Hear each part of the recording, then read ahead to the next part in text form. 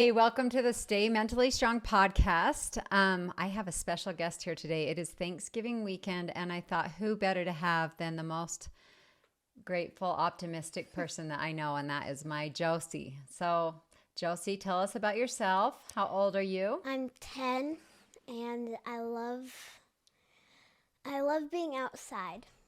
She loves being outside. What else do you like to do? Play with my dog. Yes, and what are you really good at? Tumbling. Yes, she's an awesome tumbler. Yes, so she's just a joy to our family because we waited 10 years after our Jason Ellie to have her, and I was 40 and my husband Sean was 46, so we were really excited to have her even as old parents. She's been really fun. She's kept me young.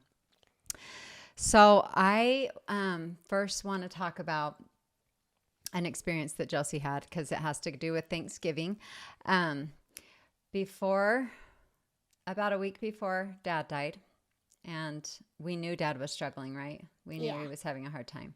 And what we were trying to all just help him and love him, and he would tell us how much he loved us a lot, remember? Yes. But for some reason, you started doing something. What were you doing? I got like a journal from my friend for my birthday, and I was like, I don't want to just draw like pictures in it or anything. I want something special for it. And so every night I'd write what I was happy for in my day and what I was thankful for. And what do you think prompted you to do that?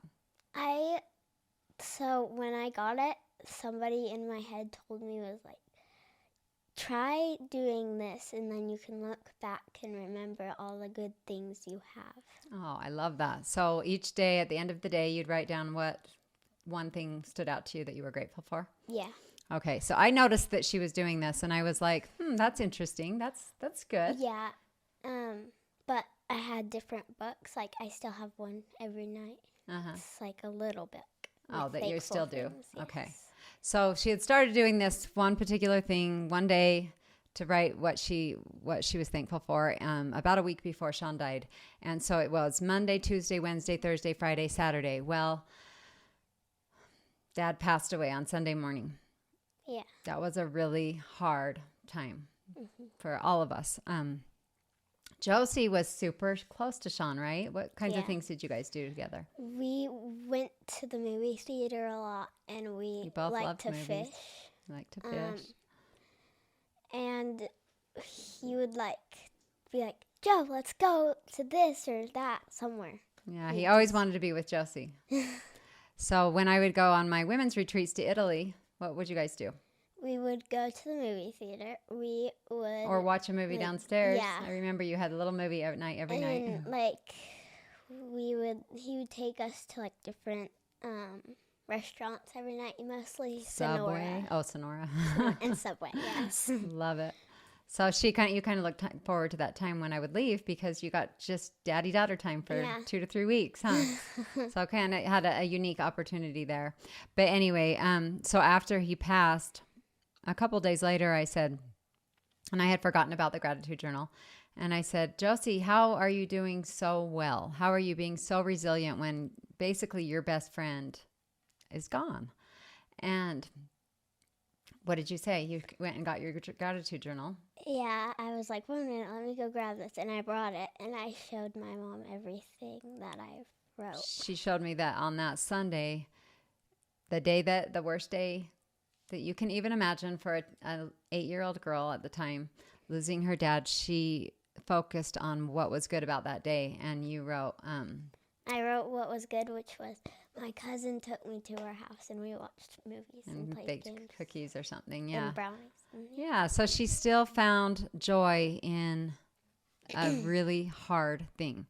And I loved that. And you continued to do that. So you said, I had already made a habit of finding the good because that voice told me. And so every day I just look for something good so I can be okay. And I loved that. Yeah. Okay. I'm going to ask you a couple other questions. What kinds of things about Dad are you thankful that you got to live 8 years with him? Like his joking, funny, he would just call you a name, and if it make you feel bad, he's like, "No, I'm sorry." It's or like, He had a funny he would a good take laugh. you if he wanted someone. He'd be like, "Let's go right now." It Oh, just if he not, wanted to do something like, let's go do this. like he He would was ask spontaneous you, that he'd way just, with like, you. Yeah. Take. Yes. Let's go. Yep. And he used to tell you funny stories. What were those about? So he had like, what were they on? Like moles on moles his, on his or arm. like if he had a scab or a Scab scar. or something on his arm, like a scratch. I would like ask him what happened to it, and he'd tell me like different animal stories, like that's a shark attack, or a giraffe bit me, or a horse clomp. So she grew up thinking that Sean had all these crazy things happen to him, a shark attack, and you believed it. Yeah. But he didn't ever stay around to say he was just kidding. Do you still believe it? I don't know. No. Yeah, that was him and Josie's thing. He'd tell these wild stories. But so when it's a hard day for you, what do you do? I just tell you, and then I try to get a good mindset, and then I try to do things in my day that will help me think, oh, it's a good day. There's just half of my day that didn't go my way. Yeah. I remember when we were driving back from Dad's funeral, we went to the gravesite, and that, I guess it was the next day because we'd stayed overnight at Grammy and Puppy's, Sean's parents. And you had kept the tears together pretty good, and I was worried about you. But then on the way home, the song, do you know what song came on when we were driving in the car? What was it again? What would he always play in the mornings when he made? It was Banana Pancakes, right? By Jack Johnson. Jack Johnson. He'd always get up early and make Josie breakfast before school and play that song almost every morning. Mm-hmm. And so I just looked in my rearview mirror and I saw Josie in the back. And she had little tears running down her face. And I said, it's okay to, like, I think when I would look at her and she'd be like, I'm fine. Like you felt like you had to be happy for me and you couldn't cry. And so I said, I looked back and you're like, sorry. And I said, no, we can cry. We can be sad and we can be happy. We can laugh. And so that was the power of the word and, right? It's okay to be crying 1 minute and then make a joke and be happy the next. We can't always be sad, right? Yeah. We need to find joy. It's just ruin your whole life, not just a day. Yes. And we can't always be happy. We need to have time to grieve too. And it's okay. Yeah. And we need to support each other in that. And that's been the best thing for me with my girls is that we really rally each other. When she's having a bad day, I can be there to give her the hug and squeeze. Yeah. And when I'm having the bad day, she does the same thing for me. What do you miss most about Dad?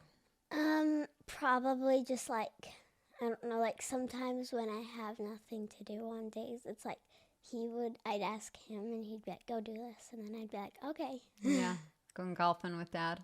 Yeah. You were also his golf buddy in the summer nights. Mm-hmm. And we'd cruise around on those golf carts.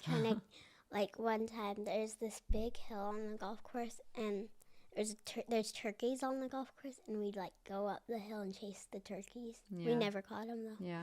Yep. So what's one way that we can remember those that we've lost? Because I always think, you're only 8. What if you forget who Dad is? How do you keep his memory alive? By looking back in like the pictures and like keeping something of the person like that has passed away. You can look at it and like hold it and tell stories about them, see pictures. Yeah. Mm-hmm. Do you think he's proud of you for the way you're living your life? Yeah.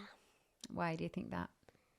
I don't know, because I've been like careful, because he's always like, be careful, Joe. Very don't cautious. Fall off. Yes. And yeah, whenever she's doing something a little like questionable, she always goes, Dad's telling me I better be careful, huh? Yeah. Like yesterday I was sitting on the ladder and Mom, Gina said, Dad's probably getting mad at you right now. Dad's telling you to get right down, and you're like, yep, he is, and you did, didn't you? All right. What about, I feel like children have a childlike faith that we don't as we grow older. Like I see a sunset and I think of Dad. And I think, is that really Dad? A sign that he's giving me sometimes? Yeah, that's if I see something, I'm like, is it Dad or is it just? But you seem to be more like, oh, there's a butterfly. There's Dad. She sees Dad, and how does Dad talk to you in your Yeah, butterflies. butterflies? And when I go to the faith garden, we have a faith garden. Why don't you tell us about the faith garden? So after Dad died, me and my mom watched a show called Young Sheldon, and they made a faith garden. And I was like, Mom, we need one of those.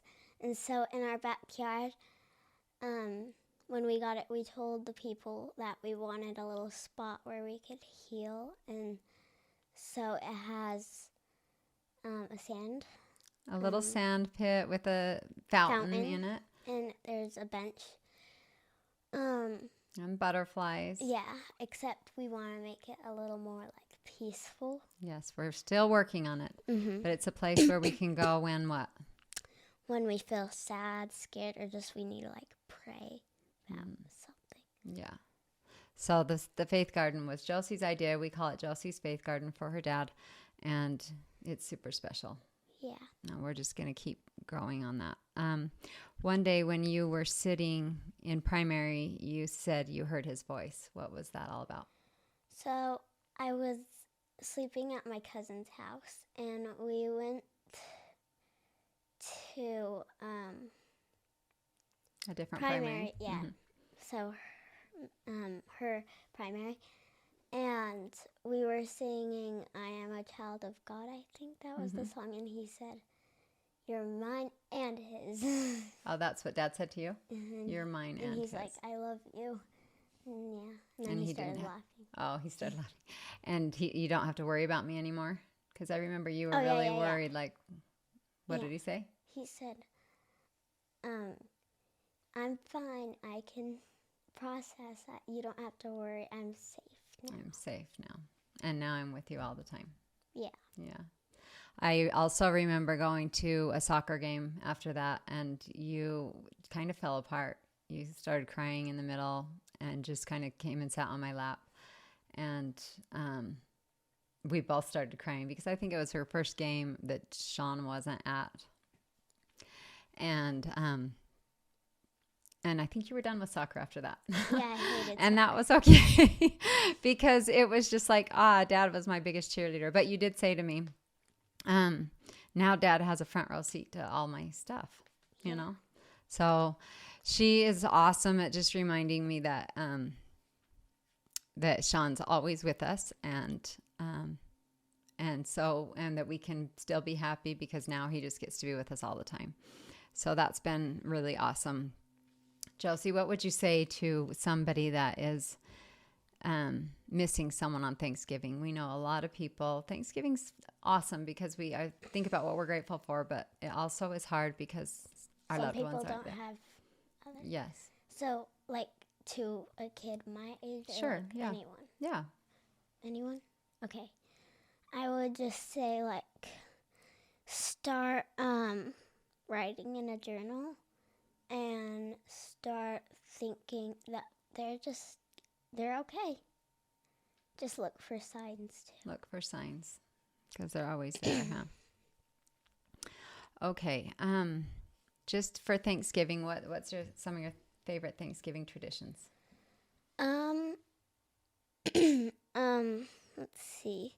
One of my favorite Thanksgiving traditions is we go to either of the grandma's house and we get to eat Whatever we want. Yeah, and Dad, like whenever there was apple cider or stuff on sale, he'd buy like 5 packs of them. So that's our joke about Sean is when anything was ever on sale, he couldn't just buy one. He had to stock up on tons of them, right? One time Doritos were on sale and we probably had 30, was that why the chips were in there? Things of Doritos in So yeah, that is a funny thing. And I love that Josie can laugh about the memories and not just feel sad about them, but actually celebrate the things. One thing in our family is we've tried to do things different on special occasions because it's hard when you're trying to do the same thing, but the person isn't there. So we've tried to do some new traditions. What are some of those traditions we do for Dad now? Like on his birthday, we'd go to his grave, and then we'd go to, if it was like a Sunday on his birthday, when she was in Italy, she would never let us like skip a day of church, like never, ever in a Especially to lifetime. go out to eat, right? Yeah. And so when she'd go to Italy, me and Dad would skip church and we'd go straight to Taggart. Yeah, We'd so eat. that's our new tradition on Father's Day, actually, because Father's Day is always on Sunday. Always. And she doesn't really want to go to church and draw a picture for her dad or sing to her dad on Sunday. So we said, you know what? We skip church on Sunday, and we go to Taggart's and celebrate Dad. So just finding the little things that are different and making them special in a different way, right? Mm-hmm. Okay. All right. I think that is everything. We hope everyone has a loving, peaceful, wonderful Thanksgiving season. And I would just close by saying,